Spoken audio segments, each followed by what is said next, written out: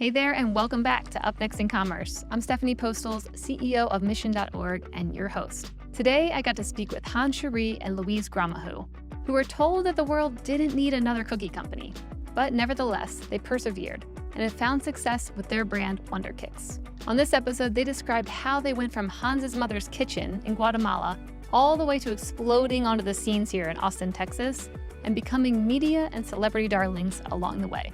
So what do they learn about brand building, storytelling, and succeeding in America? Before I divulge all the goodies in this episode, I want to give a quick shout out to our partners, Salesforce Commerce Cloud, who helped make this episode possible. You can learn more about Salesforce Commerce Cloud by visiting salesforce.com/commerce. All right, let's get into it. First, Luis, are you in a cookie factory? Where are you? Yes, I'm in the kitchen right now. I was looking, I was like, that looks legit back there. All right, now that I cleared that up, had to make sure. So from the story before this episode started, I heard about, you guys meeting and connecting on Tinder, having a very sweet love story. I want to fast forward to Guatemala and here actually, start at that point in your guys' lives of where were you and why did you decide to start a company in Guatemala?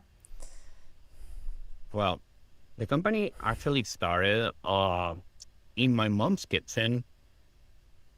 I was, at that point, I haven't met Luis. It was like 10 years ago. And I was trying to recapture the traditions, the holiday traditions from when I was a kid because, my mom was the type who really didn't like to go out. She has 4 kids in 6 years. So it was a lot to go out with kids in December. Mm-hmm. And she loved to just stay home and bake. My mom probably has 2,000 cookbooks in her house. So her thing was we would do all of our Christmas shopping and things early in the month. And then we would the second half of the month, we're at home making cookies. That was her thing. And when you grow up, my siblings and I'm the eldest, you go to school, you get a job. So it's not the same. And I have all of these free time. So I figured, okay, why don't I bake a ton of cookies? I want to make 24 cookies, one for each day of the Advent. I think I ended up at 18, I'm not sure, and I ended up with 1,000 cookies I needed to figure out what to do with, so those were my gifts that year. And people were like, oh, this is great. You should sell them, they're very good. At first it was not serious and kind of a side thing. And then I figured out, okay, this is the right thing for me to do, but it really took shape when Luis joined. The first was just me struggling to get it together. It was a lot, it was very overwhelming. I would not recommend founding a company by yourself or building a company by yourself because it's really a struggle. And actually I was about to give up when I met Luis, a few months after I met Luis, and I was really having a hard time with it. And then that's he joined and they're like, I can help you. He can helping, I can remove some of the burden of you. Mm-hmm. And with time, he really became an integral part of it. So the way the brand is and looks and feels has a lot to do with what we share as a couple and as a family and about our values, the things that we enjoy, the colors, these childlike, if you will, sense of enjoyment, of joy, and all of those things. And that was one of the things that we had in common. I love that. Okay, so how long were you being a solo founder before you met Luis? I think it was 5 years.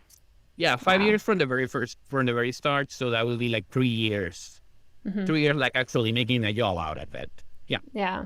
Okay. And then, so Luis, when you met Hans, what was your first thought when you're hearing about, cookies and the business model? What did you think that you could jump in and help with? And were you a little nervous about dating and helping in the business world? No, actually, it happened very organically, I would say. So, because I was doing photography at the moment, so I had more flexible time, you could say. Mm-hmm. And I had the chance to help him out. And it started off as a consultant, you can say, just running some HR stuff. And I was doing some sales. I did some marketing stuff for him. And when I started getting more involved, I think that when we both realized that I was very involved, it just happened. So we didn't force anything. I was very respectful that it was his business from start. Mhm. And then when he was ready to give up, I was like, dude, like you have an amazing product, you have something here that we can work with, and it's something that we cannot let just die. Mhm. So let's just dive in and let's start picking the pieces, and let's build something bigger. And that's what we did. And it was very, we have something that really helped, and I think that that's the key here, is that we have very opposite quality. Mhm. And we also respect, it's very opposite, so we also respect the decisions on each area that everybody's taking here. So we made it very clear from the beginning which were our limits. And so yeah, so from here to here, I make the last call. From here to here, you make the last call. And we respect that. And that was like a key moment Yeah. on our our story on working together. Yeah, you always hear when, you have two co-founders who have the same skill sets, two kind of Yes. alphas, going at it and wondering, Oh, oh, why I didn't that couldn't. work? Yeah, it makes so much sense when you find someone who's like complimentary to you, but you can also say, this is my space, this one's yours. And if we're in any kind of standoff, like this is my area that I make a final call on. Super helpful because you hear so many times when, yeah, co-founder relationships don't work out because, how Yeah. similar they are. So, how would you describe the Wunderkeks brand today, and has it evolved since when you started it out? We always say that back in Guatemala, we had the in the closet version of Wunderkeks.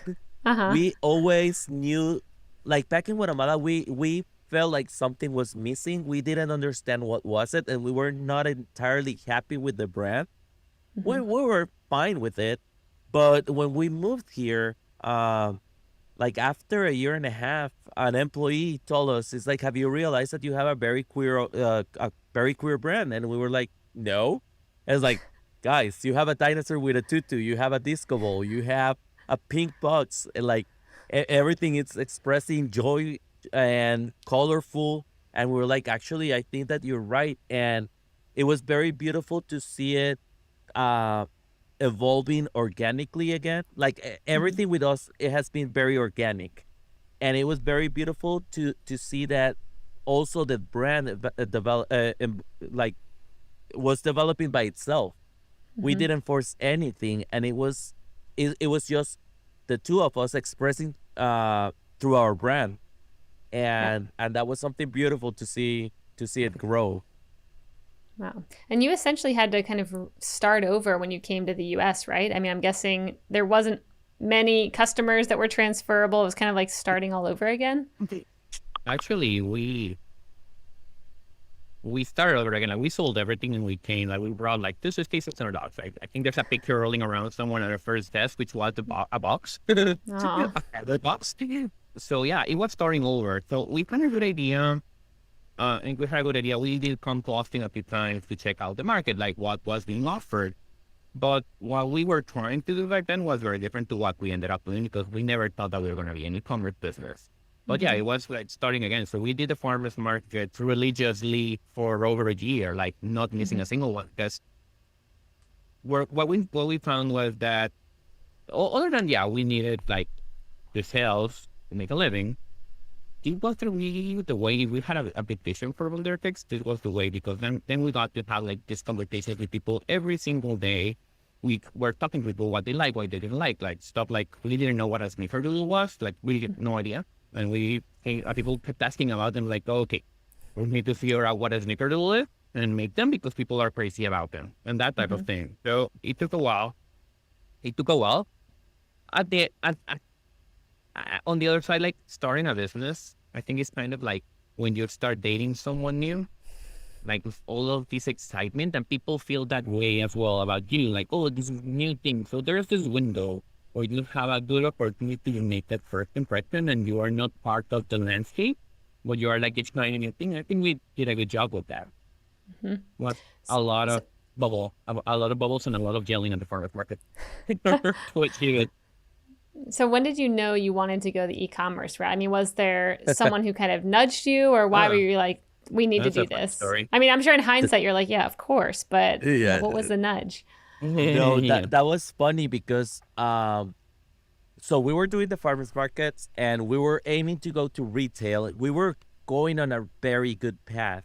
Um, March of 2020, we had the opportunity to have a pop-up store for South by Southwest right in front of the convention center. So we had 25,000 cookies ready to get baked. And it turned out that the Friday before South by started, the world was declaring a pandemic and everything got canceled. So we were like, okay, probably they're gonna cancel farmers markets too because you cannot have people together. Um, we both of our backgrounds are in marketing. I used to work for Bayersdorf. Hans used to work for Procter and Gamble. So we developed this very cute campaign in couple hours. We started promoting the cookies and asking for help from people in our social media, and people from the farmers market and the community in Austin is very, very helpful, and they're very open to just hear your story and I'll just help you out. So people started buying them for their moms, or hey, I have a little independent store, I'll get a couple boxes. So by Sunday we got 100 orders in. We had a Squarespace website. We've never thought about e-commerce at all. And we went to bed that Sunday and we woke up to 700 orders because BC Phillips, the actress, she tweeted about our story and orders started coming in. She ordered like $400 worth of cookies for her and her friends. She started talking about it in social media. So we woke up Wow. to an e-commerce business, and thankfully, Hans, he loves to do research, and he started because the Squarespace website was not gonna make it, so We he didn't know started what doing Shopify research. was. Yeah. So and then he started doing research, and in a couple of weeks he came up with the new website. I did the photos, and because of we went viral, and at the end, instead of 25,000 cookies in 3 weeks, we sold 35,000 cookies, Nice. and Wow. that's how we became an e-commerce business. That's amazing. I'm sure many people are like, I want that version of my start to a company. And I So, know it's funny. Don't you I no, mean, need to be careful what you wish for no, because it was rough. just to give you an idea, for us, we never thought about an e-commerce business because back in Guatemala, we don't even have a post office, so we don't have it in our brains or our blood. So we had to yeah. learn everything from scratch. Like, oh, you need Wow. to get an account with UPS or with FedEx because you need to ship this, and Yeah. you Oh need yeah, special boxes to ship the cookies. So yeah, we it was we learned horrible. very fast, but But it we was had an fun, and adventure. it was raw. Wow. Yeah. That's an amazing story that you guys definitely had to leapfrog a lot of different things to get to the e-commerce world without having much knowledge in between. So Yeah, super yeah. impressive. I mean, after that experience, did you start thinking about influencers in a different way? I mean, just the impact of one person, kind of starting it. Did you go into the company being like, obviously this could be the way to go viral, or what approach did you take to acquire new customers? Actually, like at that point, one of the things that happened there was that it was a mix of like the right person at the right time in the right place. So when we after that, after that initial wave started, like we started doing, we really took advantage of that. The fact that a lot of big advertisers have removed themselves from Facebook because no one knew what was happening. You remember, like those first months of the pandemic. So that gave us a little bit of a joy because we were absolutely self-funded. Like we really started out of nothing. So influencer took a while for us like to really understand them. What we didn't understand very quickly because we got like at first we thought it was a prank. Because someone called, oh, I'm calling from the The Wall Washington Street Post, Journal. the Wall Street Journal. And we're like, is this a joke? And it had been a very rough week. So we're like, is this a joke? I don't know. It was the actual Wall Street Journal wanted a comment. And what we learned about the whole experience was that people really respond to you telling your story, words and all. Because a lot of times, like we were just talking about how people want to hear the story. No, people think that the others want to hear the story when it's all said and done, when everything is perfect, like the movie version of it. Like there's a red carpet and a hardcover book. And what we found out is that people really enjoy, I wouldn't say seeing the struggle, but they like seeing you overcome the struggle. But it's like you can really appreciate someone who made it, and that's great, and you will enjoy their successes and everything. But what people really connect on a personal level is like the difficulties and how you keep going and how you find new ways of thinking. So what we learned like from the very beginning was to talk about our story and all of the difficulties and to find a good light to talk about them. Because no one wants to hear anyone complain. That's for sure.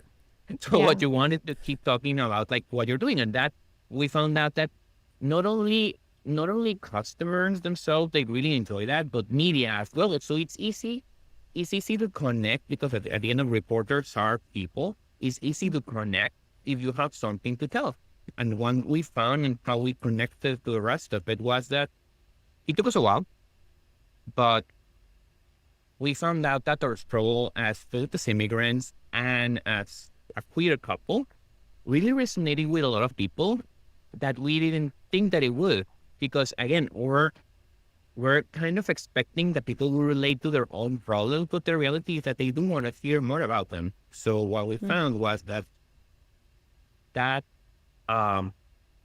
space that we're not, that the space about talking about how, I wouldn't say difficult, but how challenging, that would probably be a better word, how challenging it is to really stay true to yourself, to really create a brand that expresses your values, when that's not necessarily like the most mainstream view of things.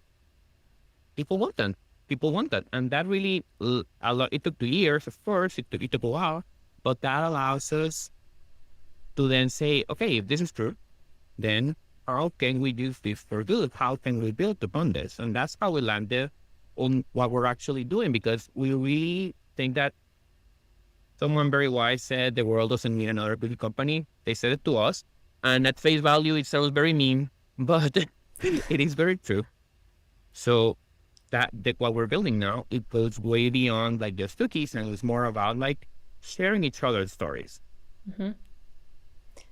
I love that. How do you keep the stories fresh? I mean, when being in business for, so long, you see this with, companies who have been around a long time, and they're like, oh, we've kind of lost the storytelling of the company, but what's even relevant anymore? And how do we not keep retelling the same stories that everyone has already heard?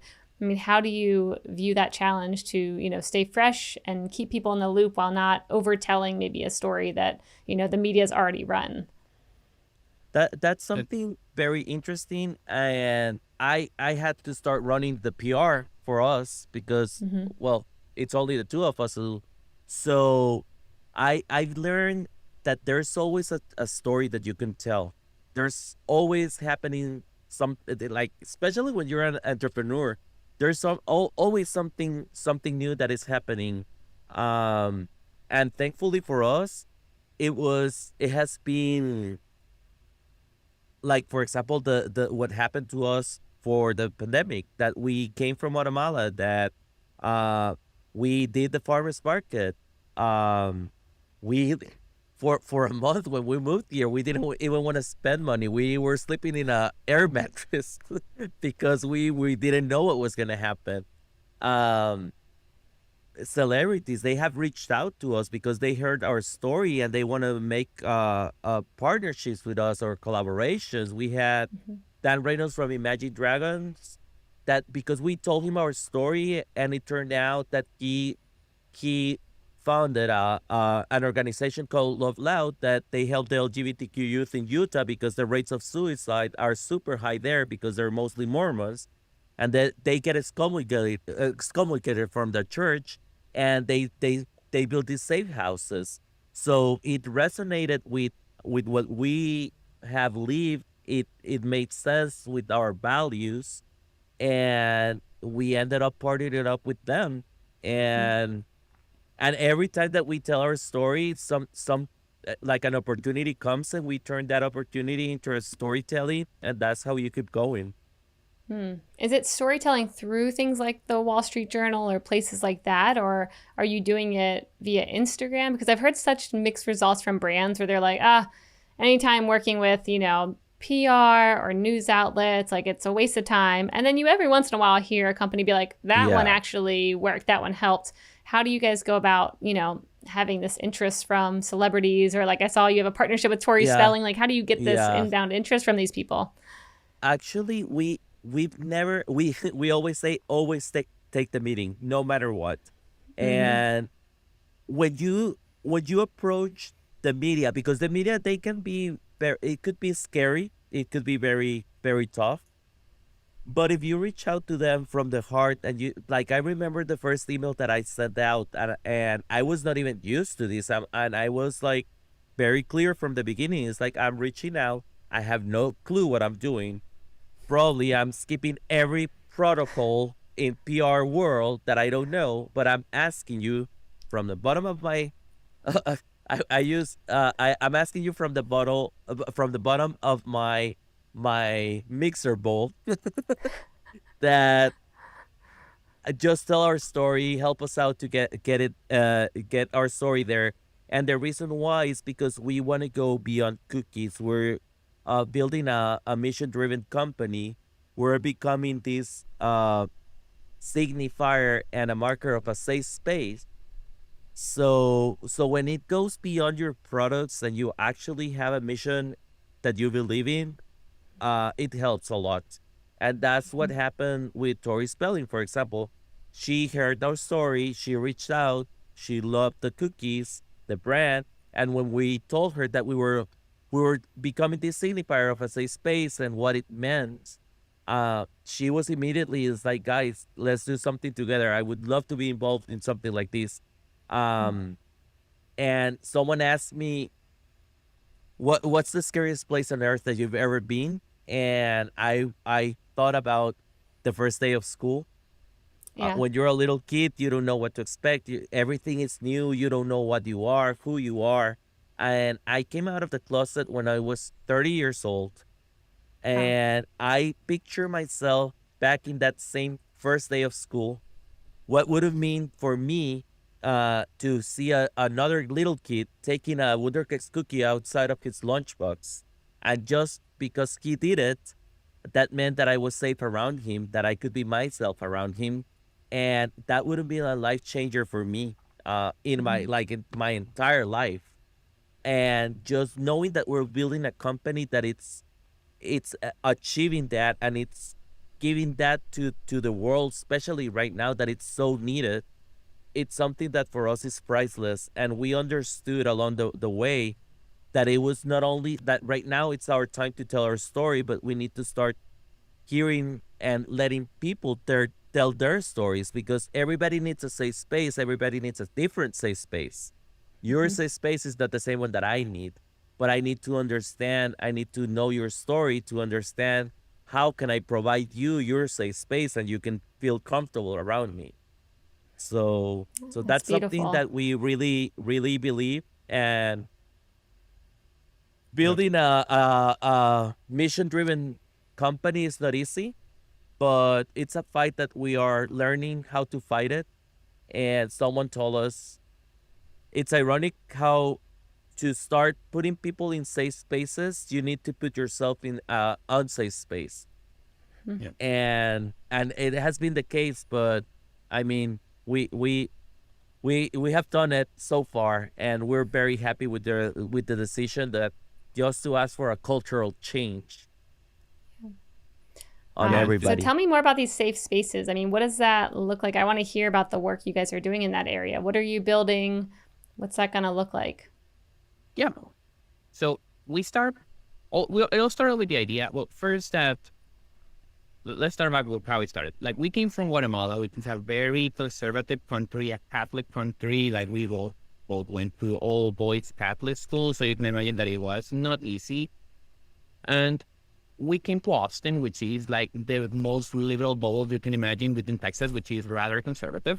Yeah. And for the first year or so, we started like feeling super free. Like people were nice to us, people were welcoming, people were excited about, oh yeah, and we're so happy that you're here in many, and they expressed that in many ways. And we started the problem with that. I mean, it was great, of course, and we're super grateful. But what we noticed a couple years down the line was that we were getting comfortable.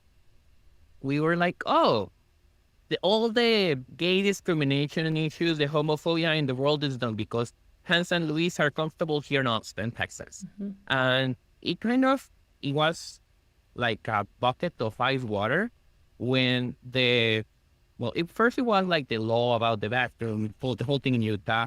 Then there was the Don't Say Gay bill in Florida, and like many, many things.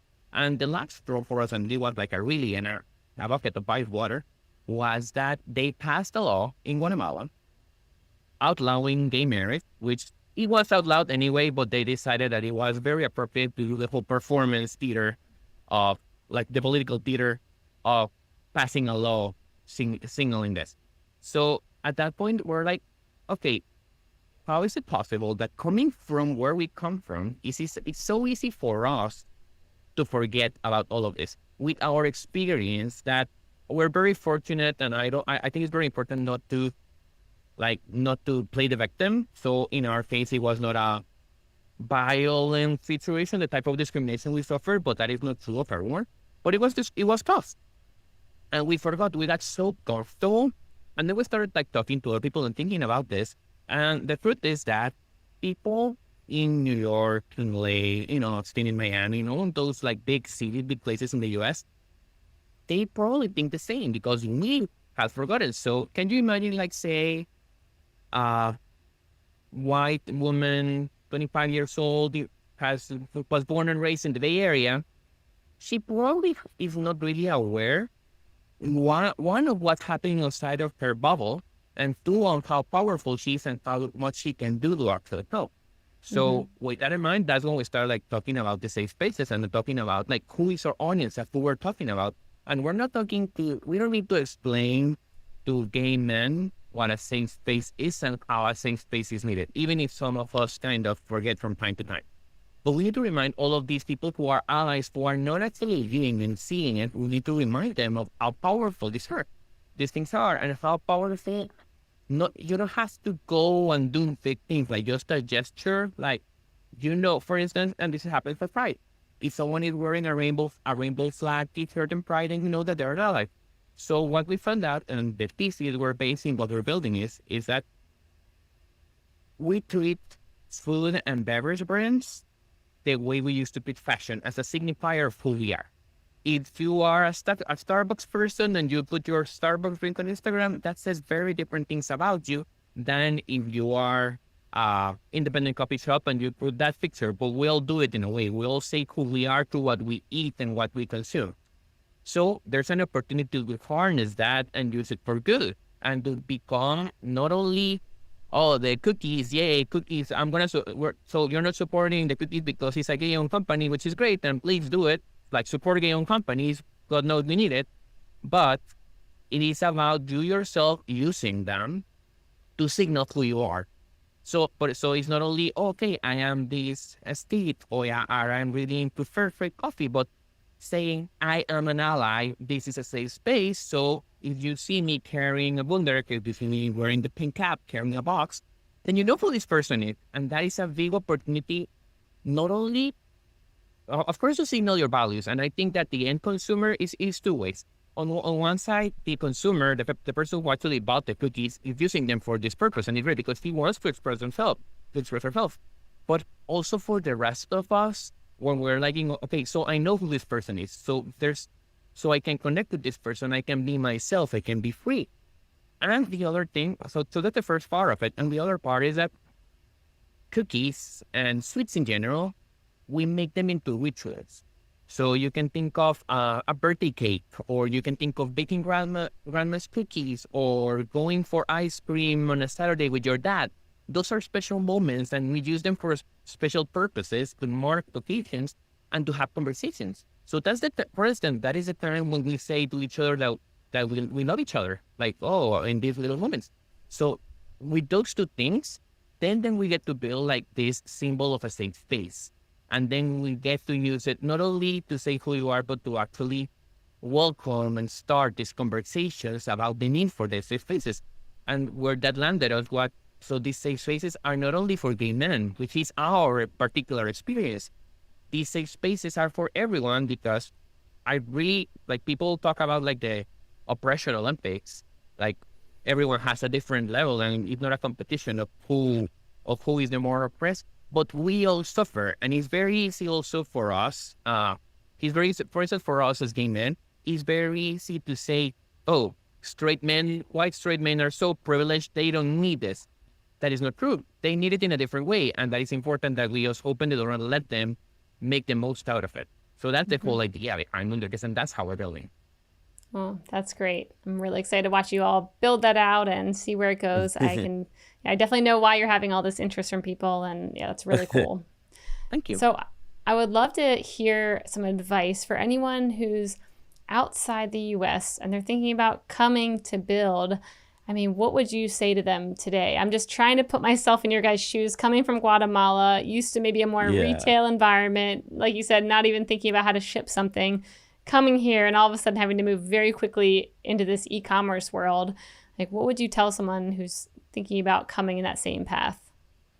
The first thing that I would say, and I see this in a lot of people, that when they come here, they think that just coming here, there's dollars in the trees and they just grow there and it's very easy money. And that's a huge mistake. It is true that there's more opportunities here, but you need to work for them. You actually need to work, and that it might surprise you, but that will come to a surprise to a lot of people. But actually, the opportunities are there, but you need to work for them. So if you work hard, you can make it here. Yeah, it's a tough market because it's a huge market. And for example, we understood when we came here, we understood really fast that we had the bakery back in Guatemala. So we used to do pies, cakes, brownies, banana bread. We did everything. And when we came here, the first couple of weekends, we brought everything with us to the farmers market, and people started getting confused and they didn't understand our brand. And we started doing a lot of market research with them. And we learned super fast that here in America, you need to start building your name, and you need to start to doing one thing and do it the best way that you can. You need to be the best at it. Once you manage to do that and to convince people that you can do that, you can start spreading a little bit more, but you need to focus on one thing. So that would be my advice. Oh, I love that. Hans, anything from you? Yeah, the other thing is that it was hard to figure out what the proper way of doing these things. And what I would say is you need to read a lot and go into the deepest places of the internet, because all the information is there, and there are many ways that you can do this type of thing where you find yourself in a different place. But what I would say, it's doable and there are many opportunities, but you need to be very willing to go through a very difficult period. And I kept saying when we first came, people tell you that it's hard, but they cannot tell you how, in what manner, and it's going to be different for everyone. And I say, I see it myself right now, and it's I don't know what we're thinking. It has been the ride of our life, and we're super grateful for everything. But I think that a lot of people have this idea that it's a better process, and it is most certainly not. Even if what we cultivated is very rewarding, but it's been a very tough road. So you need to be willing to put the work, and the rewards are there for sure. I love that. Well, Hans, Luis, this has been an awesome interview. Thank you all so much for coming on here and sharing your amazing story. Where can people find out more about Wunderkeks and try it out? Yeah, our website is www.wunderkeks.com. That's WUNDERKEKS. And our social media is at Wunderkeks_ATX on TikTok, Instagram, Facebook. And you can find us there. If you're looking for the #1 platform for all things commerce, there's no better choice. So definitely go check it out at salesforce.com/commerce.